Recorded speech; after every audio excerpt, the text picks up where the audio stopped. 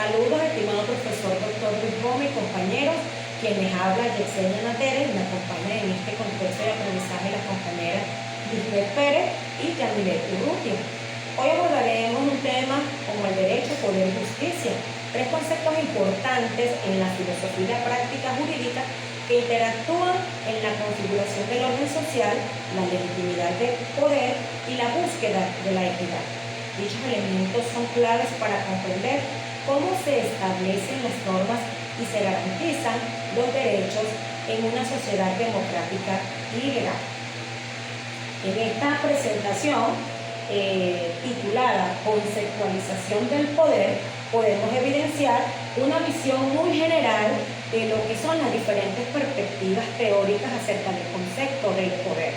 En primer lugar, se destaca la definición de Max Weber, quien define el poder como la probabilidad de imponer la propia voluntad incluso frente a resistencias. El mismo hace énfasis en que el poder implica la capacidad de ejercer dominación o control sobre otros, diferenciando claramente entre poder, entendido como la imposición, la voluntad y la autoridad, que se refiere a un poder legítimamente reconocido y aceptado por los subordinados. Seguidamente, en la misma línea conceptual, aparece Bertrand Russell.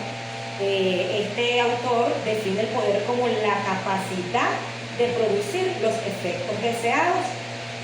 Su planteamiento subraya que el poder es una fuerza motriz del cambio social y además que tiene un carácter intrínsecamente neutral en términos de moralidad, dado que no se juzga por si es bueno o es malo, sino por su capacidad de generar resultados. Por último, y abordando una perspectiva diferente, tenemos a Michel Foucault. Este autor tiene una visión más dispersa y relacional del poder, al definirlo como una relación o red de relaciones que atraviesa la sociedad. Es decir, que para este autor el poder no es una posesión que alguien tiene en exclusivo, sino que se manifiesta en instituciones, discursos y prácticas cotidianas. Además, introduce el concepto de poder disciplinario, que actúa moldeando tanto los cuerpos como las mentes. Subraya además que el poder funciona en diversos niveles y ámbitos, normalizando comportamientos y controlando a los individuos en toda la sociedad. En la siguiente lámina vamos a revisar los elementos y técnicas del poder que explican estos elementos. Con estos elementos se puede entender un poco cómo ejerce influencia en la sociedad. Primero está la autoridad, que proviene de una posición formal reconocida. Por ejemplo, un presidente o un director de una institución tiene autoridad legítima para tomar decisiones y que sean obedecidas. Luego está la coerción, que consiste en el uso de la fuerza, amenazas o sanciones para lograr que las personas cumplan expectativas o normas. Un ejemplo claro de esto son las multas de tránsito o las sanciones laborales. Otra técnica importante es la recompensa, lo que busca motivar a las personas mediante incentivos como bonificaciones o promociones en el trabajo que incentivan ciertos comportamientos. La persuasión, en cambio, utiliza argumentos, campañas de sensibilización o publicidad para convencer a las personas a adoptar una determinada postura o comportamiento. Podemos verlo en campañas de educación ambiental. Finalmente, encontramos lo que es el uso de la información, lo que implica el acceso a datos privilegiados, inteligencia o propaganda para influir en las decisiones y en las percepciones públicas. Un ejemplo de esto son los gobiernos o las empresas que pueden usar informes, encuestas o campañas mediáticas para moldear la opinión pública. Estas técnicas en conjunto permiten que las instituciones, líderes y grupos ejerzan su influencia en diferentes contextos sociales y políticos, adaptándose a las necesidades y objetivos específicos de cada situación. La combinación adecuada de estos elementos puede facilitar y controlar o manipular si no se manejan con ética y con responsabilidad. En la siguiente lámina encontraremos el derecho, el consenso y la ideología. En primer lugar, bueno, vamos a revisar lo que son aspectos claves del derecho, poder y legitimidad, como la legitimidad del poder. En esta lámina, el derecho, el consenso y la ideología son aspectos claves del derecho. En primer lugar, vamos a revisar lo que es la legitimidad como ese poder que se basa en un acuerdo social y el reconocimiento voluntario de la autoridad. Es decir, las personas aceptan el poder porque creen que es justo y legítimo. Luego tenemos el consenso, que es fundamental en democracias, pues las normas y decisiones son aceptadas mayoritariamente. Sin embargo, la ideología puede jugar un papel dual. Por un lado, facilitar el consenso al justificar sistemas sociales y por otro, convertirse en obstáculos si sirve solo a intereses particulares disfrazados de verdades universales. Luego existen distintas formas de legitimación. Entre ellos tenemos la tradicional. Esta se apoya en costumbres arraigadas como las monarquías hereditarias. La carismática, que líderes con cualidades excepcionales o heroicas como ciertos revolucionarios o profetas. Y la racional legal, que se fundamenta en normas jurídicas establecidas como en los estados modernos y sistemas democráticos constitucionales, donde la ley legitima y limita el poder. También está el vínculo entre derecho y poder económico. El enfoque de la económica y la Escuela de Chicago sostienen que las leyes deben diseñarse para maximizar la eficiencia económica, minimizando costos y beneficiando a la sociedad en general. Por último, encontramos la relación entre poder, dominación y derecho. Max Weber diferencia entre poder, la capacidad de imponer la voluntad y dominación a aquellas que son legitimadas del derecho socialmente. En primer lugar, vamos a revisar lo que es la legitimidad como ese poder que se basa en un acuerdo social y el reconocimiento voluntario de la autoridad. Es decir, las personas aceptan el poder porque creen que es justo y legítimo. Luego tenemos el consenso, que es fundamental en democracias, pues las normas y decisiones son aceptadas mayoritariamente. Sin embargo, la ideología puede jugar un papel dual. Por un lado, facilitar el consenso al justificar sistemas sociales y por otro, convertirse en obstáculos si sirve solo a intereses particulares disfrazados de verdades universales. Luego existen distintas formas de legitimación. Entre ellos tenemos la tradicional. Esta se apoya en costumbres arraigadas como las monarquías hereditarias. La carismática, que líderes con cualidades excepcionales o heroicas como ciertos revolucionarios o profetas.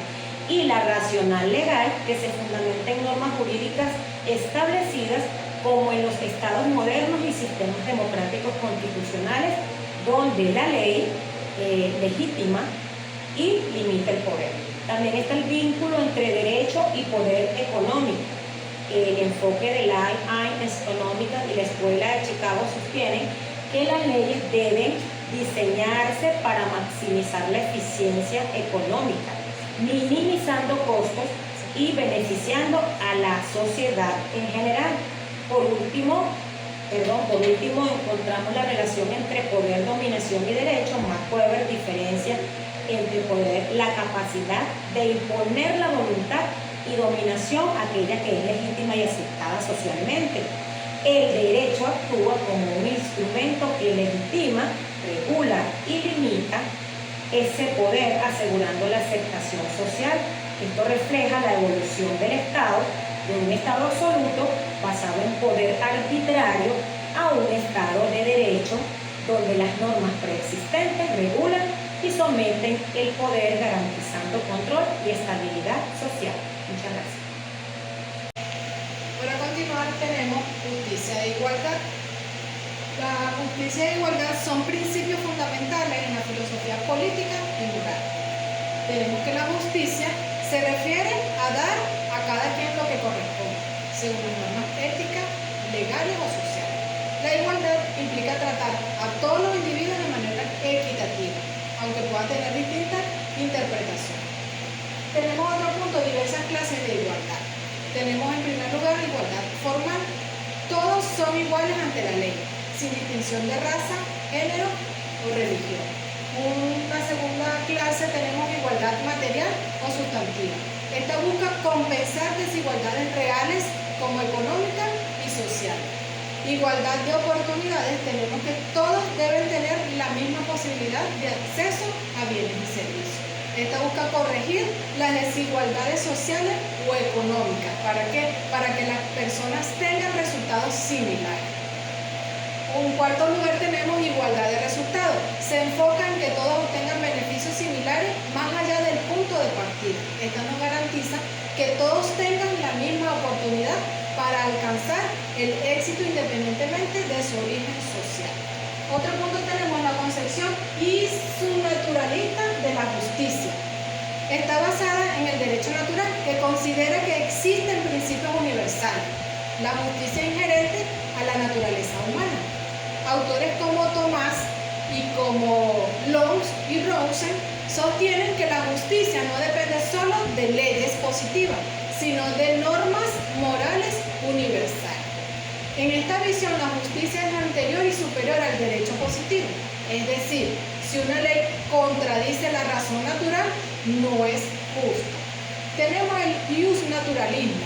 Este sostiene que la justicia se basa en un derecho natural, inherente a la naturaleza humana. Las leyes positivas, estas son creadas por el hombre, deben ser justas para ser válidas, y su justicia se mide por la correspondencia con ese derecho natural.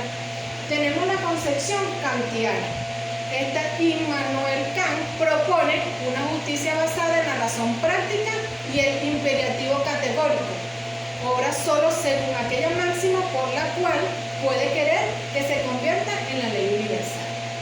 Defiende la autonomía moral y la desigualdad humana como base de la justicia. Kant también tiene una visión isnaturalista, racionalista, pero con énfasis en la libertad como derecho innato. La justicia no se basa en las consecuencias, sino en la moralidad de la acción en sí misma. Por último punto tenemos el utilitarismo, fundado por Hegel y desarrollado por John. Sostiene que la acción justa es aquella que mide por las consecuencias.